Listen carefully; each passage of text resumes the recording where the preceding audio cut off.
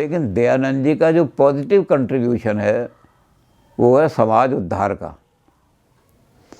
समाज को जितना ऊंचा गिरा हुआ समाज, बिल्कुल पतित समाज हो गया था, सारे में व्यभिचार, अनाचार, भ्रष्टाचार, अज्ञान, और अज्ञान के द्वारा पाखंड, अंधविश्वास, ऐसी हालत फैल रही थी सारी। तो उस समाज को जगाना था। जिस समाज की आत्मा ही सो गई है वो समाज कभी स्वतंत्र नहीं रह सकता। दयानंद जी पहले आदमी हैं इंडिया के अंदर जिन्होंने अपने ग्रंथ में स्वराज का शब्द प्रयोग किया है। भारत के अंदर नवजागरण तो चल रहा था, लोगों को जगा रहे थे, लेकिन उस नवजागरण में अभी तक लोगों ने स्वतंत्रता नहीं मांगी थी।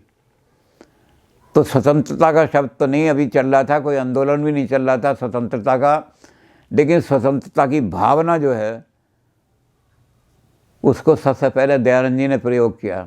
उस समय क्या हाल था कि सर सैयद अहमद जो थे वो अंग्रेज़ों की तारीफ़ में बहुत कुछ लिख रहे थे। अंग्रेज़ी राज की नेमतें, अंग्रेज़ी राज आने से देश में क्या हो गया, कल्याण ये हो गया वो हो गया, बहुत किताबें लिखी सर सैयद ने। दयानंद जी ने एक वाक्य में ही उनका जवाब दे दिया। उनका स्वराज यानी अच्छा राज, स्वराज चाहे कितना ही अच्छा हो लेकिन स्वराज उससे बहुत ऊंचा है। स्वराज में खराबियां भी हों, स्वराज माने अपना राज। और उसमें क्या बोली थी उन्होंने कहा कि स्वराज में स्वाभिमान। इतनी नेमतों खा करके और अंग्रेज़ों के आगे दो मिलाना तो कुत्तों का काम है। कुत्ता जिसके आगे जिस रोटी डालता है, जिसके आगे कुत्ता जो है वो उसके आगे पूंछ हिलाने लगता है, लेकिन कुत्ता कभी उसके सामने सिंह गर्जना नहीं कर सकता, स्वाभिमान नहीं दिखा सकता कुत्ता। वो अगर रोटियां डालता है तो कुत्ते के डंडा भी मारेगा तो कुत्ता उसको नहीं काटेगा, औरों को काट लेता जाएगा, लेकिन उसके सामने कुत्ता प्रतिक्रिया नहीं कर सकता। तो दयानंद जी ने कहा कि स्वराज जो है उसमें स्वाभिमान है। दो रोटी कम भी मिलेंगी अगर हमें, जो अंग्रेज़ दे रहा है उससे अगर एक रोटी कम भी मिली लेकिन स्वाभिमान के साथ मिली तो हम स्वराज को ज़्यादा अच्छा मानेंगे। तो एक लाइन में इन्होंने देश का स्वाभिमान जगा दिया। एक ही लाइन है वैसे तो, लेकिन देश का सारे का जिसने भी दयानंद की वाणी सुनी उन्होंने कहा स्वराज, स्वराज बहुत अच्छा है। स्वराज से, स्वराज कितना ही अच्छा हो लेकिन स्वराज बहुत ऊँचा ऊँचा। तो स्वराज की कल्पना के अपना राज, ये मत देखो स्वराज।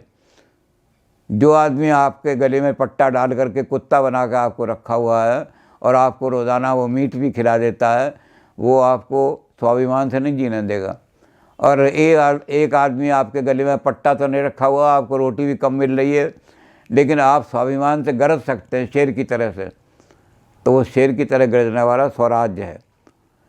तो स्वराज का शब्द दयानंद जी ने दिया, सबसे पहले दयानंद जी ने प्रयोग किया है, और बाद में फिर इसी को लेकर के सारा आंदोलन चलते रहे, देश में स्वतंत्रता के आंदोलन चले। दूसरी चीज़ जो उन्होंने दी, देश के अंदर छुआछूत बहुत बढ़ गई थी। मंदिरों के अंदर तो इसका बहुत ज़्यादा प्रभाव था। किसी मंदिर में कोई भी शूद्र दलित वर्ग का आदमी घुस नहीं सकता था।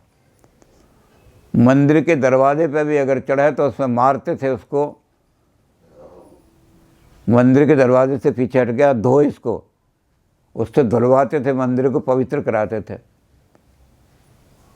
और शूद्र को वेद पढ़ने का कोई अधिकार नहीं है।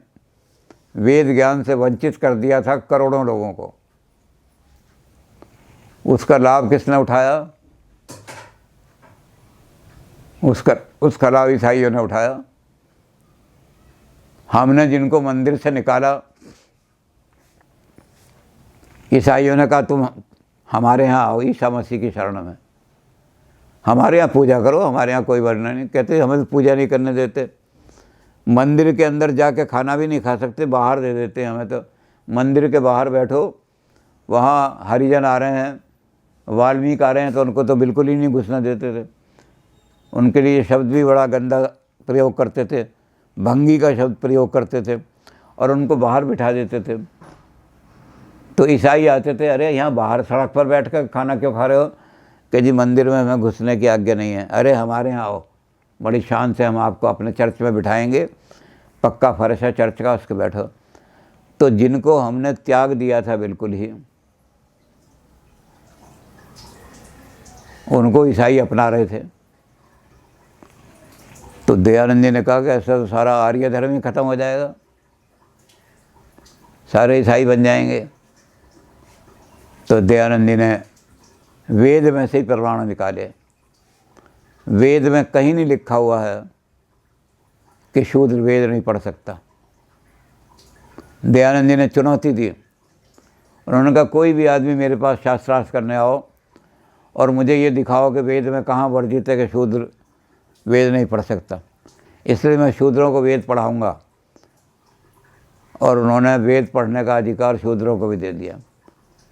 उसके बाद स्त्री का था, जहाँ वेद का भाषण हो रहा हो, वेद की कथा हो रही हो, वहाँ मंच पर स्त्री नहीं बैठ सकती, यानी स्त्री कथा नहीं कर सकती। स्त्री किसी भी मंच पर बैठ करके वेद का ज्ञान नहीं बांट सकती, वेद पढ़ ही नहीं सकती स्त्री, पढ़ना ही वर्जित है, क्या बांटेगी? तो स्त्री भी वंचित कर दी, शूद्र भी। अब उसका तो बड़ा लंबा चौड़ा वर्णन है कि कैसे लोग, जिनको हम निकाल देते थे कि तेरा हुक्का पानी बंद, तूने एक अछूत के साथ खाना खा लिया, गलती से भी अगर किसी ने अछूत के साथ खाना खा लिया तो ब्राह्मण उसको भी निकाल देते थे, तेरा आना जान, तेरा बिल्कुल हुक्का पानी बंद कर देते हैं, यानी सामाजिक बाइकाट। तो ईसाई फ़ौरन उसको आके ले जाते थे, कोई बात नहीं, ब्राह्मणों ने निकाल दिया तो हमारे यहाँ आ जाओ। हज़ारों लोग, लाखों लोग जो जिनको तिरस्कार करके हमने जूते मार करके निकाला, वो ईसाई बन गए। और ईसाई बनने के बाद या मुसलमान बन गए, उन्होंने बदला लेने के लिए कहा कि पहले हम ब्राह्मणों का ही सिर तोड़ेंगे। जितने मंदिर तोड़े हैं वो उन लोगों ने तोड़े हैं जो नव मुस्लिम थे, नए नए मुसलमान बने थे। जिन ब्राह्मणों ने अपमान करके हमें निकाला है, उनका सिर तोड़ेंगे अब। तो इनको रोको, इस धारा को कैसे रोका जाएगा? तो दयानंद जी ने कहा सबको यज्ञ करने का अधिकार है। अगर ये मंदिर में नहीं आने देते, आप हमारे यहाँ आओ, आर्य समाज के मंदिर में आओ, यहाँ आके यज्ञ करो हमारे साथ।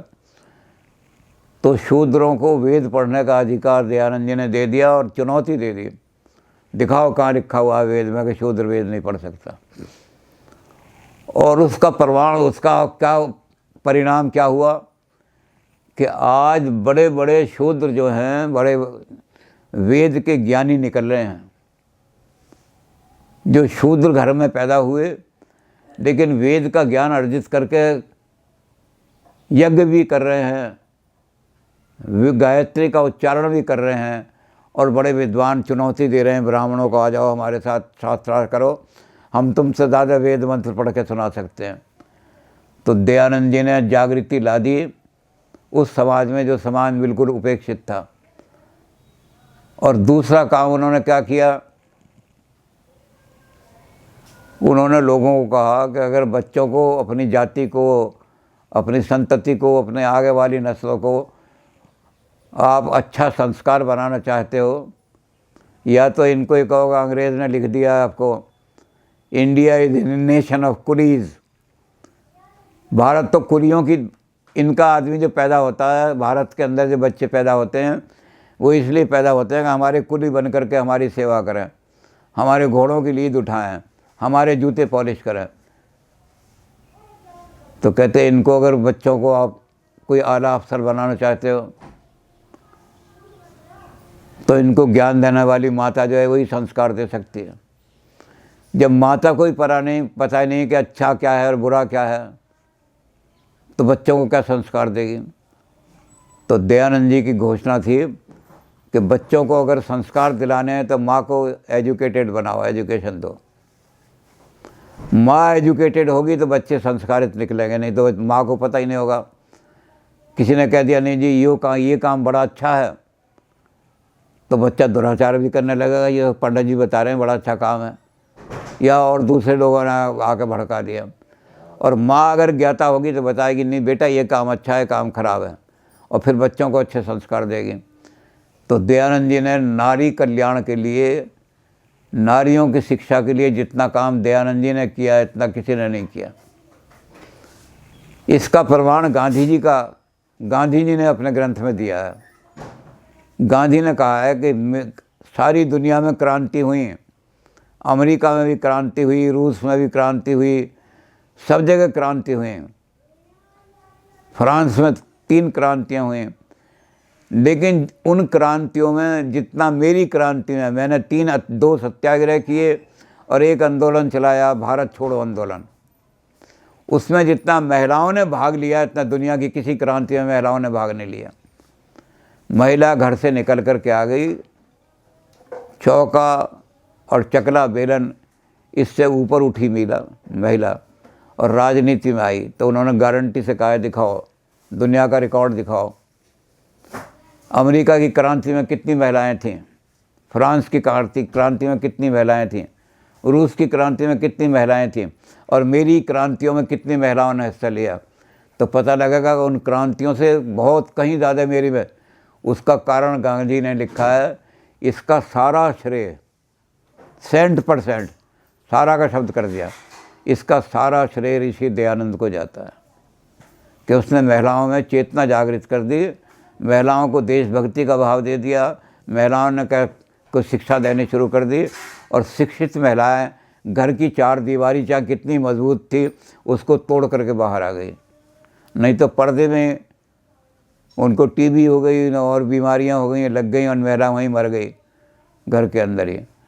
अब महिलाएं बाहर निकल करके आ गई तो समाज का कल्याण हो जाएगा, क्योंकि महिला समाज को अंदर अच्छा बुरा क्या है बताएगी, अपने बच्चों को पालेगी। तो नारी शिक्षा उनका पॉजिटिव कंट्रीब्यूशन है।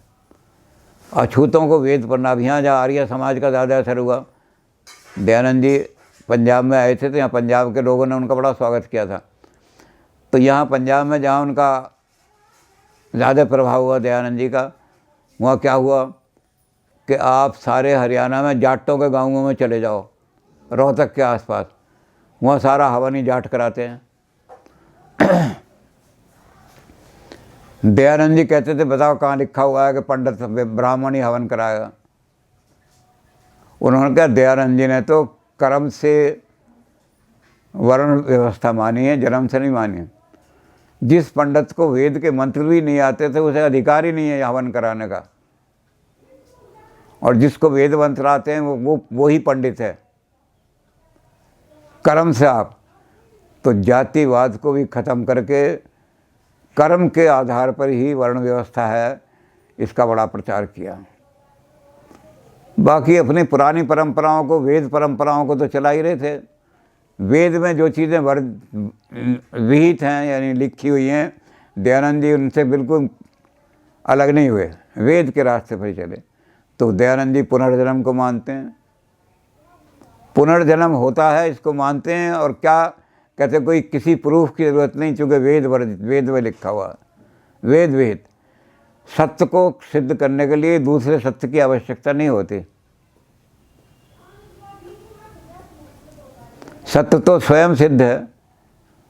तो इसलिए उन पुनर्जन्म को, अब मोक्ष की जो बात है उसमें थोड़ा मोक्ष को मानते तो हैं, लेकिन हमारे यहाँ ये माना जाता है सनातन धर्म में कि मोक्ष के बाद जन्म मरण के से बंधन से छूट जाता है आदमी।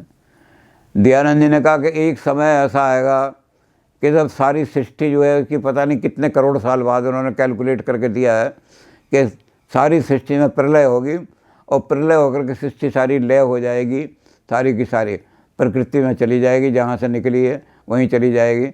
और फिर जब दोबारा सृष्टि पैदा होगी तो जिन लोगों ने मोक्ष प्राप्त किया वो भी कोई नई आत्माएं पैदा नहीं कराएगा भगवान, इनका फिर से जन्म हो जाएगा। तो मोक्ष के बाद भी जन्म तो होगा, लेकिन कितने करोड़ साल बाद होगा, ये दयानंद जी ने नई थ्योरी वेद के आधार पर दी है। इसी तरह दयानंद जी कर्म के सिद्धांत को भी मानते हैं अच्छी तरह से। आप जो कर्म करोगे, तो अब दयानंद जी ने कहा कि जब क्रिश्चियन आए हिंदुस्तान के अंदर, मुसलमान आए, तो इन्होंने यहाँ की जनता को भड़काने के लिए क्या किया कि तुम कितने ही पाप कर लो, मुसलमानों ने कहा कि सारे गुनाह अल्लाह माफ़ कर देगा आपके, अल्लाह मग़फ़ूर है, आप अल्लाह के सामने आओ और जाकर के अल्लाह को सब माफ़ हो जाएंगे। ऐसे ही क्रिश्चियनिटी ने कहा कन्फेशन करो, भगवान क्षमा कर देगा। To err is human, to forgive is divine.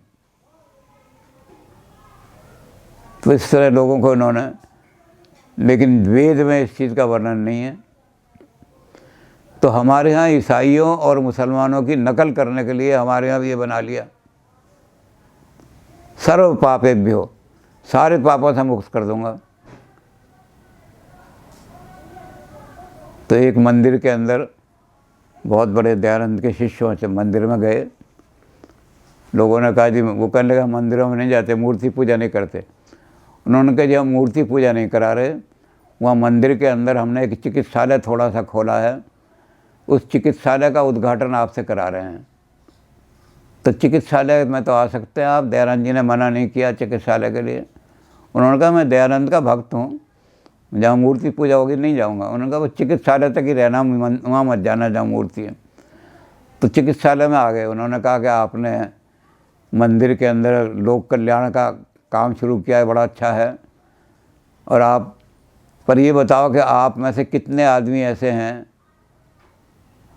हाथ उठाना, कि जो आप भगवान से ही मांगे। आप ये तो कहते हो कि भगवान मैंने कल लोगों की आंख में धूल झोंक के नकली सामान बेच करके 500 रुपये कमाए थे, तो 100 रुपये 101 रुपये तुझे चढ़ाने आया हूँ, उस रिश्वत देने के लिए तुझे आया हूँ कि उस पाप में से 101 रुपया तू ले ले, 400 रुपये माफ़ कर दे मेरे। लेकिन ऐसा आदमी कौन सा जो बताओ कि जो भगवान के पास जाके शाम को ये कहता हो कि भगवान मैंने पाप किया है, मुझे उसको दंड देना दे दे, और अगले दिन सुबह जाके मंदिर में ये प्रार्थना करता हो देवता से कि हे देवता, हे भगवान, तू सर्वशक्तिमान है, मुझे इतनी शक्ति दे दे कि आज मैं दुकान पर बैठ करके एक भी धेले की बेईमानी ना करूं, आज दफ्तर में जाकर मैं काम चोरी ना करूं, सिंसियरिटी अपना काम कर लूं। तो एक भी हाथ नहीं उठा। उन्होंने कहा अगर भगवान से मांगना है तो ये शक्ति मांगो कि हम बेईमानी ना करें। तो उन्होंने कहा कर्म के विधान को भगवान भी नहीं बदल सकता। आपने अगर पाप किया है तो आपको दंड, भगवान तो बहुत न्यायकारी है, अगर वो ये करने लगे पापियों को भी माफ़ करने लगेगा तो इसका मतलब वो तो न्यायकारी नहीं हुआ, तो पापियों का समर्थक हो गया। तो कर्म सिद्धांत को भी बड़े कठोर ढंग से दयानंद जी ने प्रचारित किया।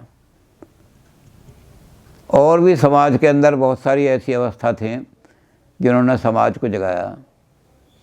और यज्ञ की जो हमारी वो थी पुरानी परंपरा, उस यज्ञ परंपरा को जागृत करने के क्या, यज्ञ का मतलब ये है कि मिल कर के सब चीज़ें जो हैं बांटो, समाज के अंदर खिलाओ। ये समाज धर्म है, यज्ञ है, ये व्यक्ति धर्म नहीं है कि हमने पैसे कमाए और 5 रुपये भगवान को दे दिए। हमने कहा ये सब समाज का है, समाज को ही देना है। तो दयानंद जी ने देश को जगा दिया, वेद का ज्ञान देश के अंदर दे दिया, वेद के ज्ञान के आधार पर पाखंडों का नाश कर दिया। पाखंडों का फ़ायदा उठा करके जो क्रिश्चियन हमें धोखा दे रहे थे, हमें अपनी तरफ खींच रहे थे, ऐसे पाखंडों से उनको कर दिया। वैसे तो इन्होंने भी किया, गुरु नानक देव जी ने किया। यहाँ एक बहुत बड़ा पाखंड फैला हुआ था कि जिस समय सूर्य ग्रहण लगा हो, उस सूर्य ग्रहण के समय भोजन जो करता है उसके शरीर में कीड़े पड़ जाते हैं। तो गुरु नानक देव जी यहाँ आए और उन्होंने कहा जब सूर्य ग्रहण लग रहा हो उस समय आप लंगर लगाओ, और जो आदमी सूर्य ग्रहण में आए हुए हैं उनको कहो नहाते जाओ, लंगर करते जाओ, चलो, सूर्य कुछ नहीं बिगाड़ सकता तुम्हारा। तो पंडितों ने जाके बड़ा विरोध किया। उन्होंने कहा जब बिगड़ेंगे, जब कीड़े पड़ेंगे तब मैं इलाज करूँगा इनका। तो एक के भी कीड़े नहीं पड़े। तो अब यहाँ खूब लंगर लगते हैं सूर्य ग्रहण के समय में। तो ऐसे ही इन्होंने ये भी किया कि लोगों ने कह रखा था कि ये काम करोगे, श्राद्ध के दिनों में विवाह करोगे तो रांड हो जाएगी। तो इन्होंने कहा श्राद्ध में विवाह करो खूब अच्छी तरह से, फिर देखो कैसे रांड हो जाएगी। ये ग्रह नक्षत्र तुम्हारा क्या बिगाड़ेंगे ये हमें बता देना। तो ऐसे सारे पाखंडों से देश को मुक्त करा करके और देश में एक नव जागृति पैदा कर दी। और फिर उसके बाद दूसरे लोग जो आए उन्होंने यही कहा, उन्होंने कहा जिस देश की आत्मा ही पाखंड में अंधविश्वासों में सो गई हो वो देश कभी स्वाभिमान से नहीं जी सकता। इसलिए नारी को सशक्त बनाओ, नारी को शिक्षा दो। आज देश में अन्य लोग जो हैं वो देख रहे हैं, हमारे मुसलमान भी कह रहे हैं हमारी औरतों को पर्दे से बाहर निकालो तभी मुसलमान संपन्न बनेगा, नहीं तो हालत ख़राब रहेगी।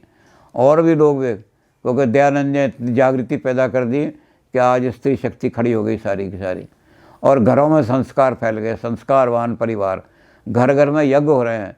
और उस यज्ञ के कारण से क्या हो रहा है कि सारा वातावरण ही पवित्र हो रहा है। तो दयानंद जी ने सारे देश को जगा करके खड़ा कर दिया। उनका पॉजिटिव कंट्रीब्यूशन भी उतना ही ज़्यादा है जितना नेगेटिव कंट्रीब्यूशन है।